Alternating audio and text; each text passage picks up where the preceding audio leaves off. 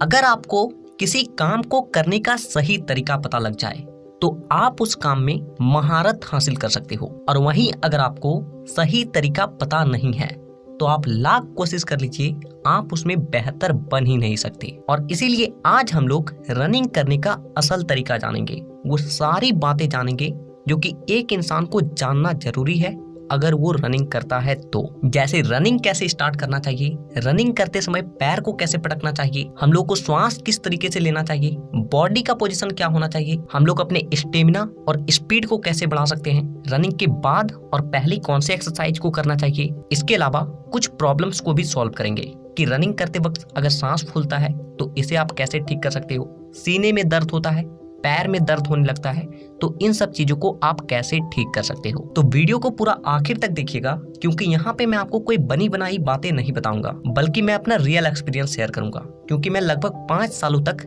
इसी करियर में था और उस दौरान मैंने काफी सारे बच्चों को डिफेंस के लिए तैयारी करवाया है। तो सबसे पहली चीज कि रनिंग की शुरुआत कैसे करें। यहाँ पे आप में से अधिकांश लोग गलती क्या करते हैं कि वो डायरेक्ट ग्राउंड जाते हैं या फिर रोड पे जाते हैं और रनिंग करना स्टार्ट, और कुछ देर रनिंग करने के बाद ही उसके पैर में दर्द होने लगता है, श्वास फूलने लगती है। और इसीलिए आप जब भी रनिंग स्टार्ट करें तो रनिंग स्टार्ट करने से कम 10 मिनट पहले वार्म अप और स्ट्रेचिंग अच्छे तरीके से कर लें, क्योंकि जब आप रनिंग नहीं कर रहे होते हो तो आपका पूरा बॉडी रिलैक्स मोड में होता है, आपके मसल्स एक दूसरे से सिकड़े हुए होते हैं, और जिसके चलते आपका बॉडी ठीक तरीके से नहीं खुल पाता है और आपका पैर पकड़ने लगता है, आपकी श्वास जल्दी फूलने लगती है। दूसरी बात कि रनिंग करते समय पैर कैसे पटकें, और यहाँ पे लगभग 90% बच्चे गलती करते हैं। आप में से अधिकांश बच्चों को लगता है कि अगर मैं पंजों के बल दौड़ूंगा तो स्पीड दौड़ पाऊंगा। हाँ, ये बात सही है, लेकिन ये चीज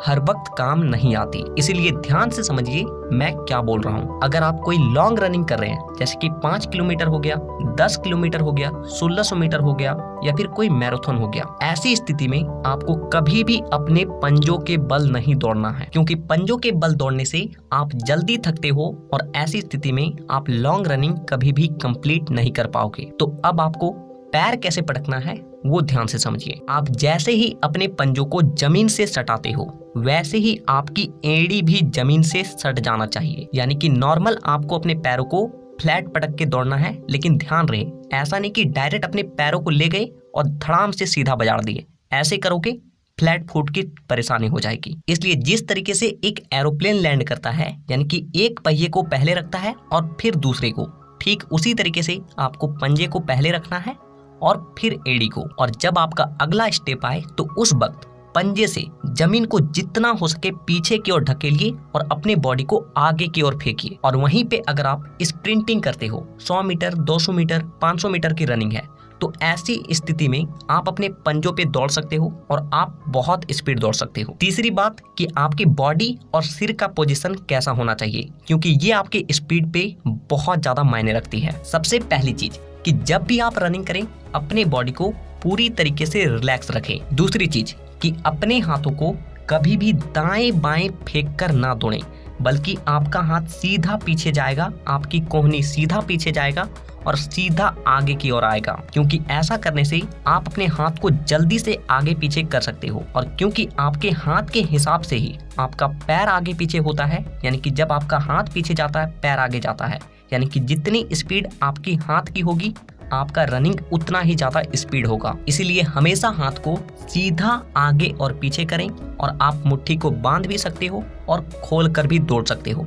आपको जैसे कंफर्टेबल फील हो आप वैसे दौड़ें। तीसरी चीज कि अपने सिर को स्ट्रेट रखें, अपने गर्दन को स्ट्रेट रखें, लेकिन अपने बॉडी को थोड़ा सा आगे की ओर झुका कर दौड़ें। ऐसा करने से सामने से आने वाली हवा आपको कम महसूस होती है और आपकी स्पीड काफी ज्यादा बढ़ जाती है। चौथी बात कि हम लोग को श्वास कैसे लेना है, तो देखिए यहाँ पे भी आप कुछ हैक्स को यूज कर सकते हो और अपने स्टेमिना को बचा के ज्यादा से ज्यादा स्पीड और लंबा दौड़ सकते हो। अगर आप लॉन्ग रनिंग कर रहे हो, जैसे कि एग्जाम्पल के लिए आप 5 किलोमीटर की रनिंग कर रहे हो, तो जब आप रनिंग की शुरुआत करें उस वक्त आपको केवल अपने नाक से श्वास को लेना है और नाक से ही श्वास को छोड़ना है, क्योंकि शुरुआती समय में आपके बॉडी में स्टेमिना एकदम पीक पे रहती है, आपका ताकत भरपूर रहता है और इसीलिए कम ऑक्सीजन में भी आपका बॉडी अच्छा खासा एनर्जी प्रोड्यूस करता है और आप जल्दी नहीं थकते हो। लेकिन जैसे ही आप 2-2.5 किलोमीटर रनिंग कंप्लीट कर लें और आपको थोड़ा थोड़ा फील हो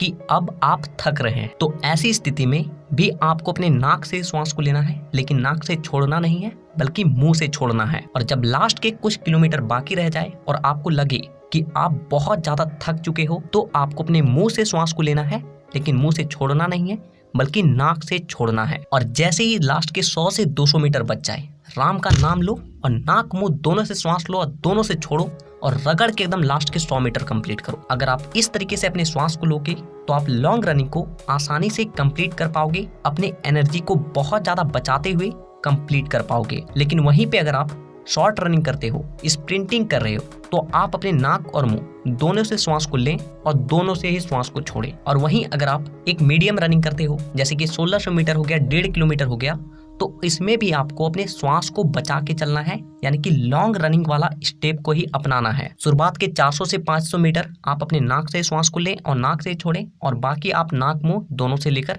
रनिंग को कंप्लीट कर सकते हो। यहाँ पे आपको केवल ध्यान इतना रखना है कि लॉन्ग रनिंग में आप अपने एनर्जी को जितना बचा के दौड़ोगे, आप रनिंग को उतना जल्दी क्वालिफाई कर पाओगे। 5वीं बात कि कुछ लोगों का स्टेमिना बहुत ज्यादा लो रहता है, श्वास तुरंत फूलने लगती है, तो वैसे लोग क्या करें? सबसे पहली चीज, अपने खान पान को सुधारो, क्योंकि आपकी ताकत का आपके खान पान से सीधा संबंध है। दूसरी चीज, कंसिस्टेंसी मेंटेन करके रखिए, क्योंकि एक दिन में स्टेमिना नहीं बनता है। आज बंदे साल भर से वहाँ ट्रेनिंग कर रहे हैं, इसके बाद जाके एक सही रनर बन पाते हैं। और आप 10 दिन रनिंग नहीं करोगे, मेरी श्वास फूल रही है, स्टेमिना नहीं है, ये हो रहा है, वो हो रहा है, ऐसे स्टेमिना को बढ़ाने का बहुत सारा तरीका है और उन तरीकों को बता के मैं इस वीडियो को और ज्यादा लंबा नहीं करना चाहूंगा, क्योंकि पहले ही मैंने उस टॉपिक पे एक प्रॉपर वीडियो बनाया था। नीचे डिस्क्रिप्शन में लिंक मिल जाएगी, इस वीडियो को देखने के बाद उस वीडियो को जरूर देख लीजिएगा। छठी बात कि रनिंग से पहले और रनिंग करने के बाद ऐसे कौन से एक्सरसाइज को करें जो कि हमारे स्टेमिना को बढ़ाए,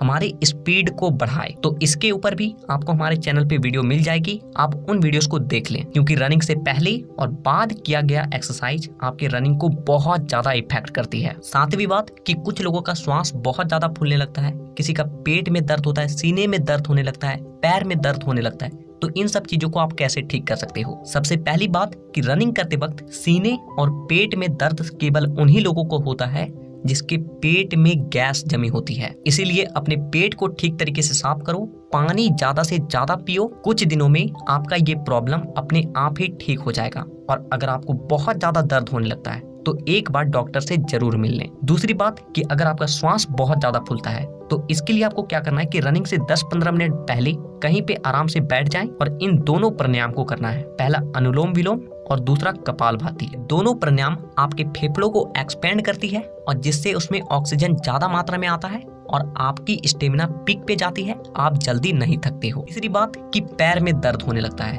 तो अगर आप एक बिगिनर हो, यानी कि अभी अभी रनिंग शुरुआत किए हैं, तो हमेशा रनिंग ग्राउंड में करें, घास वाली जगह पे करें, कभी भी शुरुआती समय में रोड रनिंग ना करें। दूसरी बात, एक अच्छे कंपनी के जूते को ही खरीदें, कुछ पैसा ज्यादा लगेगा लेकिन आपका पैर सलामत रहेगा। और तीसरी बात कि अपने पैरों को इतना जोर से कभी भी मत पटकिए कि उससे एक आवाज क्रिएट हो और उसके बाद आप रनिंग करें, बल्कि जितना ज्यादा आप अपने पैरों को स्लो पटकोगे, जितना स्मूथ लेके जाओगे, आपके पैर उतने ही ज्यादा स्ट्रांग बनेंगे और दर्द कभी भी नहीं होगा। इसके अलावा ज्यादा दर्द होता है तो रनिंग के बाद कौन से एक्सरसाइज को करना चाहिए वो वीडियो जरूर देख लेना। तो जय हिंद, राम राम। अगर वीडियो पसंद आई हो तो वीडियो को एक लाइक करके नीचे कमेंट में जय हिंद लिखना ना भूलिएगा और इसी तरह के और भी वीडियोस को देखने के लिए चैनल को सब्सक्राइब करके बेल आइकन को दबाना बिल्कुल भी मत भूलिएगा, ताकि अगली वीडियो जब भी आए वो वीडियो आपके पास सबसे पहले पहुंचे।